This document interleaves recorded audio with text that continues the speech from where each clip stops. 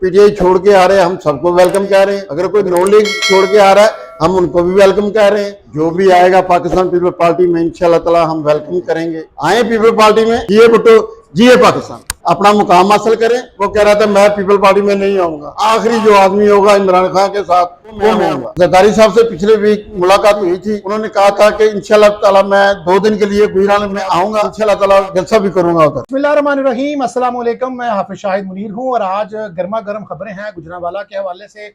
कौन किधर जा रहा है, इस्लामाबाद के हवाले से भी बात करेंगे और लाहौर की इंसदाद दहशतगर्दी की अदालत ने जनाब चेयरमैन पाकिस्तान तहरीक इंसाफ इमरान खान साहब के नाकाबिल जमानत वारंट गिरफ्तारी निकाले हैं। सबसे पहले बात करते हैं गुजरांवाला की। गुजरांवाला में जो लोग पाकिस्तान तहरीक इंसाफ छोड़ चुके हैं उनकी तरफ से पहले ये बातें सामने आ रही थी कि कौन कौन जो है नून लीग में जा रहा है। अब हमारे पास इतलात ये हैं कि पाकिस्तान तहरीक इंसाफ छोड़ने वाले रहनुमा या तो इस्तेहकाम पाकिस्तान पार्टी में जाएंगे, लेकिन अभी तक उनको इस तरफ से कोई भी ग्रीन सिग्नल नहीं मिला। दूसरी तरफ हमें इतलात हैं कि जनाब आसफ अली जरदारी साहब साबिक सदर पाकिस्तान की गुजरांवाला में आमद है। इस मौका पर जो लोग पाकिस्तान तहरीक इंसाफ की तरफ गए थे पाकिस्तान पीपल्स पार्टी छोड़कर, तो 9 मई के वाकयात के बाद उन्होंने अपने अपने इस्तीफे दिए हैं, लातालकी का ऐलान किया है। इत्तलात ये हैं, दावा यह किया जा रहा है कि चौधरी सिद्दीक महर साहब, लाला असदुल्ला पापा, चौधरी तारक गुजर जो जिनके बारे में इत्तला थी कि नून लीग में जाने की कोशिश कर रहे थे लेकिन उनकी वहां पर बारी नहीं आई। अब इत्तलात ये है कि वो अगर उनको इस्तेहकाम पाकिस्तान या इसमें जगह ना मिली पाकिस्तान मुस्लिम लीग नून में, तो वो दोबारा पाकिस्तान पीपल्स पार्टी की तरफ जा सकते हैं, क्योंकि चौधरी तारक गुज्जर यहां से एमपीए भी रह चुके हैं। अब देखना यह है कि क्या ये लोग अब पाकिस्तान पीपल्स पार्टी की तरफ जा रहे हैं, क्या ऐसे कोई इशारे किनारे हैं जिससे ये पता चले कि ये 9 मई के वाकयात के बाद, क्योंकि 9 मई के वाकयात के बाद इस्लामाबाद में भी बड़ी तब्दीली आई हैं। फैसल वावडा साहब का जो बयान सामने आया है उसने बड़ी थरथल्ली मचा दी है। उनका कहना है कि इस वक्त पाकिस्तान तहरीक इंसाफ के चेयरमैन को जनाब अलवी साहब, डॉक्टर अलवी सदर पाकिस्तान भी उनको छोड़ चुके हैं। उसकी वजह वो बता रहे हैं कि जब गुज़िश्ता साल नवंबर के अंदर नए आर्मी चीफ की तैनाती का मसला चल रहा था, तो उस वक्त जब वफाकी हुकूमत ने सदर पाकिस्तान को समरी भेजी कि वो साइन करें कि इस वक्त जो हमारे नए आर्मी चीफ होंगे वो जनाब हाफिज सैयद आसिम मुनीर साहब होंगे, तो उन्होंने फौरी तौर पर उस समरी के ऊपर साइन करने के बाद ये ड्रामा रचाया और वो उन्होंने तैयारा लिया और वो जमान पार्क पहुंच गए, जहां पर आके उन्होंने कहा इमरान खान साहब को कि देखें अब जो मुल्क के हालात हैं इसके, उन्होंने अगर ये तय कर लिया है कि आसिम मुनीर साहब को आर्मी चीफ बनाना है तो हमें रुकावट नहीं बननी चाहिए, हमें भी दस्तखत कर देने चाहिए। मेरी ताकत यही है कि मैं ज्यादा से ज्यादा 20 दिन तक ये समरी रोक सकता हूं, उसके बाद ऑटोमेटिकली वो आर्मी चीफ बन जाएंगे, फिर उसके बाद हमारे लिए स्पेस नहीं मिलेगी, जबकि वो साइन पहले ही कर चुके थे। इमरान खान साहब की मौजूदगी में यह दावा किया है फैसल वावडा साहब ने कि इमरान खान साहब की मौजूदगी में उन्होंने अपने मोबाइल से टॉक फ्री करके जनाब आर्मी चीफ, नए तैनात होने वाले आर्मी चीफ साहब सैयद आसिम मुनीर साहब को कॉल मिलाई। उन्होंने कहा कि मैंने आपकी समरी साइन कर दी, आपको मुबारक हो, आप हमारे नए आर्मी चीफ होंगे इस मुल्क के। और उन्होंने कहा कि मैं आपकी इमरान खान साहब से भी बात करना चाहता हूं। उस वक्त टॉक फ्री थी, लेकिन आर्मी चीफ साहब की तरफ से बताया गया कि वो किसी भी पॉलिटिकल फिगर से नहीं मिलना चाहते। वो अगर आर्मी चीफ होंगे तो वो हुकूमत के नुमाइंदे होंगे, वो पाबंद होंगे कि वो हुकूमत को रिस्पॉन्ड करें। जो पाक फौज की आईनी और कानूनी जिम्मेदारी है कि वो जो भी बरसर इक़्तिदार हुकूमत हो वो उसकी मदद करे, लिहाजा उन्होंने कॉल करने से, बात करने से इनकार कर दिया था। जो इंकशाफ करने वाली बात यह है कि फैसल वावडा साहब कहते हैं कि अब सदर पाकिस्तान भी जनाब आरिफ अलवी साहब भी इमरान खान साहब को छोड़ चुके हैं और इमरान खान साहब को ये अंदाजा हो चुका है। यही वजह है कि ना तो इमरान खान साहब उनको मिलने के लिए जा रहे हैं और ना वो आ रहे हैं। इस वक्त जो मौजूदा पाकिस्तान की सूरत हाल बन चुकी है, जिसमें इंसदाद दहशतगर्दी की अदालत ने जो इमरान खान साहब के वारंट निकाले हैं, इतलात ये हैं कि दो तरह की राय दी जा रही है। एक राय यह है कि जनाब इमरान खान साहब को ईद से पहले पहले गिरफ्तार कर लिया जाएगा, लेकिन दूसरी तरफ एक बड़ा पंगा जो इस मुल्क में शुरू हो चुका है वो है पाकिस्तान मिलिट्री कोड का जो क़याम अमल में लाया गया है, उसके खिलाफ जो है दरखास्तें हैं वो सुप्रीम कोर्ट में जेर इल्तवा हैं, वो किसी वक्त भी सुनी जा सकती हैं। इसलिए हुकूमत जो है वॉच एंड वेट, देखो और इंतजार करो की पॉलिसी पर चल रही है। वो देखना चाहती है कि हुकूमत के तरफ से जो मिलिट्री कोड बनाई गई हैं उसके खिलाफ जो अपीलें हैं सुप्रीम कोर्ट के अंदर, उसके ऊपर चीफ जस्टिस जनाब उमर अता बंदियाल साहब इसके ऊपर क्या फैसला करते हैं। कहीं ऐसा ना हो कि उनकी बनाई हुई अदालतों को सस्पेंड कर दें तो सारा मुल्क में दोबारा जो खला है वो पैदा हो जाए, जो इतनी प्रैक्टिस की गई है 9 मई के बाद की, वो उनकी जाया ना हो जाए। हमारी इतलात ये है कि अभी पाकिस्तान में इलेक्शन होने जा रहे हैं। 13-14 अगस्त को यह हुकूमत अपना इक़्तिदार छोड़ रही है, नई हुकूमत आ रही है, अबूरी हुकूमत आ रही है और मौजूदा हुकूमत यह चाहती है कि जनाब इमरान खान साहब को उनके दौर में गिरफ्तार ना किया जाए।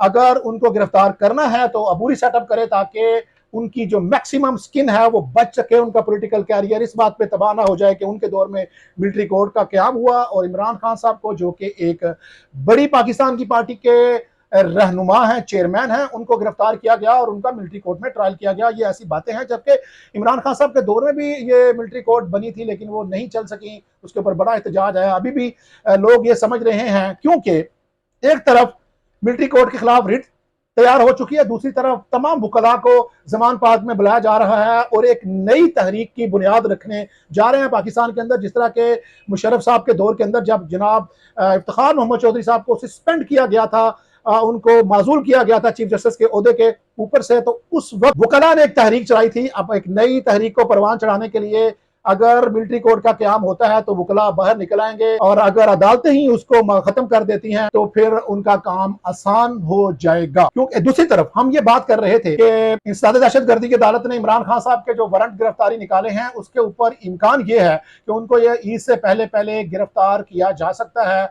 और ये अगर उनको गिरफ्तार किया गया तो एक नया पंडोरा बक्स खुल जाएगा। लेकिन अब हुकूमत को पता है कि ये 9 मई वाला एहतजाज नहीं होगा, इससे निमटना बड़ा आसान होगा क्योंकि तमाम सरकर्दा रहनुमा गिरफ्तार हैं, जो पार्टी से निकल चुके हैं, वो इस्तेकाम पाकिस्तान की तरफ जा रहे हैं या अंडरग्राउंड हो चुके हैं, लिहाजा पाकिस्तान तहरीक इंसाफ की वो ताकत नहीं रही। हम वापस आते हैं गुजरांवाला की तरफ। गुजरांवाला की जो पाकिस्तान तहरीक इंसाफ के छोड़कर जो लोग आए थे उनके बारे में इतलात ये हैं, हमें यह भी इतलात है कि लाला असदुल्ला पापा कहते हैं कि इमरान खान के साथ जो आखिरी आदमी खड़ा होगा तो वो लाला असदुल्ला पापा होगा। यही वजह है कि उन्होंने कोई प्रेस कॉन्फ्रेंस नहीं की, उनके घर में तोड़ फोड़ भी की गई, पुलिस की तरफ से सारा सामान तोड़ दिया गया, लेकिन वो अभी डटे हुए हैं और पाकिस्तान तहरीक इंसाफ के साथ खड़े हैं। अभी देखना यह है कि आने वाले दिनों में क्या हालात होते हैं, लेकिन पाकिस्तान पीपल्स पार्टी की तरफ से दावा किया गया है कि सिद्दीक महर साहब, राना फैसल साहब और उसके अलावा तारिक गुजर साहब उनके राब्ते में हैं। ये राब्ते में हैं कि नहीं, पाकिस्तान पीपल्स पार्टी के सेक्रेटरी जनरल क्या कह रहे हैं जनाब खालिद हुसैन बाजवा साहब, हमने उनसे बातचीत की है और आपको सुनाते हैं कि वो बता रहे हैं कि क्या ये लोग पीपल्स पार्टी में आ रहे हैं या नहीं, और फिर उसके बाद हम बात करते हैं। पाकिस्तान पीपल्स पार्टी के जनरल सेक्रेटरी खालिद हुसैन बाजवा साहब हमारे साथ हैं। बाजवा साहब से पूछेंगे हम, भाई साहब ये प्लीज़ बताएं कि इतलात ये है कि रिजवान असलम भट्ट साहब पाकिस्तान पीपल्स पार्टी में आ रहे हैं, अगर वो आएंगे तो सेक्रेटरी जनरल का क्या मुस्तकबिल होगा? बिस्मिल्लाहिर्रहमानिर्रहीम। पाकिस्तान पीपल्स पार्टी ने हमेशा अपने सियासी तौर पर दरवाजे खोल के रखे हैं। जो भी आएगा पाकिस्तान पीपल्स पार्टी में इंशाअल्लाह ताला हम वेलकम करेंगे, लेकिन ये देखेंगे ये सब लाइन में लगेंगे, इनको आगे नहीं आने देंगे। आए पीपल्स पार्टी में अपना मुकाम हासिल करें, जो खोया हुआ मकाम था वो हासिल करें, तो इंशाअल्लाह ताला आए पीपल्स पार्टी में। जो जिनको हमने टिकट दी हुई हैं इंशाअल्लाह ताला हमारे उम्मीदवार वो ही रहेंगे। तो देखे आगे आगे देखे होता क्या है। तारिक गुजर साहब अगर आए, वेलकम जी, सबको वेलकम। वो आपके पास कितने उम्मीदवार हैं? आपने कहा कि ये सारे आए और लाइन में लग जाएं। जी हम तो पाकिस्तान साहब ने तो 88,000 वोट लिया था। जी जी जी जितने भी वोट लिए थे, हम तो वर्कर को, तमाम कैंडिडेट जो पीटीआई छोड़ के आ रहे हैं हम सबको वेलकम कह रहे हैं। अगर कोई नॉन लीग छोड़ के आ रहा है हम उनको भी वेलकम कह रहे हैं। इंशाअल्लाह ताला पाकिस्तान पीपल्स पार्टी के दरवाजे खुले हैं, सबको हक है सियासत करने का। अगर कोई पीपल्स पार्टी में दाखिल होता है, आता है तो वेलकम जी, कोई बात नहीं है। जरदारी साहब कब आ रहे हैं, कोई बड़ी शख्सियत कब शामिल हो रही है? दो सवाल मैंने इकट्ठे इंशाल्लाह ताला जी जरदारी साहब से पिछले वीक मुलाकात हुई थी। उन्होंने कहा था कि इंशाल्लाह ताला मैं 2 दिन के लिए गुजरात में आऊँगा और आप इंशाल्लाह ताला जलसा भी करूँगा उधर। जब वो जरदारी साहब आएंगे और इंशाल्लाह ताला वो जलसा भी करेंगे और लोगों को शामिल भी करेंगे। हम पीपल पार्टी वाले बात जमात है जो दरवाजे बंद नहीं करते। हम इन लोगों को भी कहते थे कि दरवाजे बंद ना करो, सियासत टॉक की बात है, टॉक करनी चाहिए सियासत में। अगर पाकिस्तान में इस्तेकाम पार्टी जैसे बनी है, उसके अगर गुजरांवाला में उम्मीदवार आते हैं तो वो पीपल्स पार्टी से आगे नहीं होंगे, आपको कौन वोट देगा फिर? जी देखिए, मुझे जो इस्तेकाम पाकिस्तान के कैंडिडेट भी नजर नहीं आ रहे, उनके वोटर भी नजर नहीं आ रहे। वोटर था सिर्फ इमरान खान का, जो इमरान खान को अगर नहीं रहा तो वोटर जो पाकिस्तान पीपल पार्टी में शामिल हो रहा है। काफी 80% जो लोग वर्कर थे पाकिस्तान पीपल पार्टी के, वही पीटीआई में गए थे, अब वही लोग वापस आ रहे हैं। कितने लोग आ रहे हैं आपके पास? कोई हमारे पास तो देखे, मैं आपको वीडियो दिखाता हूँ कितने लोग वापस आ रहे हैं, कारकुन और वर्कर पाकिस्तान पीपल पार्टी के वापस आ रहे हैं। जो चेयरमैन थे, जो वाइस चेयरमैन थे, वो लोग वापस आ रहे हैं। लेकिन इंतजामिया तौर से यहाँ हमें इग्नोर किया जा रहा है। हमें वो मुकाम जो पीडीएम को देना चाहिए था वो पाकिस्तान पीपल पार्टी को नहीं दे रहे। इंतजामिया जो वो सिर्फ और सिर्फ नॉन लीग को जागा कर रही है। पाकिस्तान पीपल पार्टी का वर्कर अगर कोई कारकुन शामिल होता है उसे आ जाओ कल आओ, आ जाओ कल आओ फर्क करने में चक्कर में रखा हुआ है, जो ऐसा होना नहीं चाहिए। हमने कहा है अपने जरदारी साहब को कि जो सीएम में मोहसिन नकवी साहब, उनके मतलब बोला आपने, इंशाल्लाह ताला मोहसिन नकवी साहब मिलके आए हैं। आज सीपीओ की आरपीओ की मीटिंग थी, इंशाल्लाह ताला वो हमारे तलक बात करेंगे कि पाकिस्तान पीपल पार्टी के जो अहदेदार हैं, जो कैंडिडेट है, उनकी बात सुनो। उनका जायज काम जो है वो होना चाहिए, सबको होना चाहिए। जो सियासी कारकुन तहरीक इंसाफ के नून लीग छुड़ा रही है, आपको भी अहमियत है जिले इंतजामिया में, पुलिस में? ये मैं बात वाज़ेह तौर पर कह देना चाहता हूँ कि जो नून लीग आदमियों को छुड़ा रही है ना, वो उन्होंने ही उनको एफआईआर कटाई हुई है, उन्होंने ही उनके नंबर जो है ना नाम दिया है। के किस बंदे ने एफआईआर कटवाई है आपके सारे यूसी? जी देखें जी, साबिर हर जो एमपी है, जो अहदेदार है, वो यही तो काम कर रहा है। नून लीग का तो यही पेश है, यही काम है। तो इल्जाम है ना, नाम लेना। इल्जाम मैं नाम क्यों लाऊं? आप जानते हैं सब। नहीं आप बोले ना। नहीं आप जानते हैं, मैं तो कह रहा हूँ कि नून लीग वाले जो है ये काम कर रहे हैं। जो आदमी जिस आदमी को छुड़ा के लेके आते हैं ना, वही उसके मतलब कहते हैं कि इसने ये किया, इसने ये किया। मैं ज्यादा नून लीग वाले किसी एक का नाम दें जिसने झूठे पर्चे करवाया, नाम दिए हैं। सर मुझे क्या जरूरत है नून आपको नहीं पता इसका मतलब? नून लीग के इशारे करने की आप सबको, मीडिया वालों को पता है किसने क्या किया है, हमारा किरदार क्या है, उनका किरदार क्या है। हम तो पीपल पार्टी वाले सिर्फ सियासत करते हैं, इंतकाम नहीं लेते। सर थैंक यू वेरी हाँ। मच। खालिद बाजवा साहब कहते हैं कि साबिक सदर पाकिस्तान आसिफ अली जरदारी साहब गुजरांवाला में आ रहे हैं। इस मौके पर उम्मीद की जा रही है कि बड़े बड़े रहनुमा, उनसे हमने ये भी पूछा कि क्या रिजवान असलम भट्ट साहब भी पीपल्स पार्टी की तरफ से आ रहे हैं, तो उनका हम सबको खुशामदीद कहेंगे। अब कौन कौन जा रहा है ये तो आने वाले दिनों में ही पता चलेगा, लेकिन पाकिस्तान पीपल्स पार्टी हवा में तीर चला रही है कि ये भी आ रहा है, ये भी आ रहा है, ये भी आ रहा है। और जब आसिफ अली जरदारी साहब गुजरांवाला में आएंगे तो बड़े बड़े रहनुमा, अब हमें भी वॉच एंड वेट पर ही चलना चाहिए, देखना चाहिए, इंतजार करना चाहिए कि ईद के बाद मुतवक्के है कि आसिफ अली जरदारी साहब गुजरांवाला में आएंगे। पाकिस्तान पीपल्स पार्टी के जो गुजरांवाला के सेक्रेटरी जनरल और सदर हैं उनकी दरख्वास्त पर, और हम इसलिए कभी इम्कान लगाए बैठे हैं कि ये इम्कान है कि लोग पाकिस्तान पीपल्स पार्टी में शामिल होंगे, क्योंकि नीचे यूसी लेवल पर, काउंसलर लेवल पर लोगों ने पाकिस्तान पीपल्स पार्टी को ज्वाइन करना शुरू कर दिया है, जो मेरे लिए भी और गुजरांवाला के लोगों के लिए भी बड़ा ही हैरान कुन है कि इन हालात में पाकिस्तान पीपल्स पार्टी किस तरह सीटें निकालेगी। लेकिन सियासत में कोई भी चीज़ जो है उसको आप इग्नोर नहीं कर सकते, नज़रअंदाज नहीं कर सकते। हमें देखना पड़ेगा कि अगर यहाँ पर इस्तेहकाम पाकिस्तान आती है या आज़ाद उम्मीदवार आते हैं, अगर आज़ाद उम्मीदवार आते हैं, इस्तेहकाम पाकिस्तान आते हैं, तो पाकिस्तान पीपल्स पार्टी भी लड़ने के हैसियत पर, कंपटीशन के लेवल पर पहुंच सकती है। लेकिन इसके लिए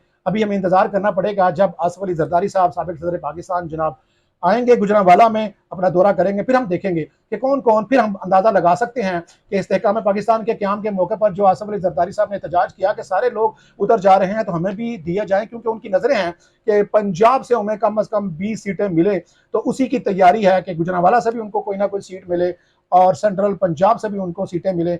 अब देखना है कि आसिफ अली जरदारी साहब कब गुजरावाला में आते हैं, कब ये लोग पाकिस्तान पीपल्स पार्टी में दोबारा शामिल होते हैं, या फिर पाकिस्तान पीपल्स पार्टी की मकामी क़यादत का ये सिर्फ सियासी शोशा ही है।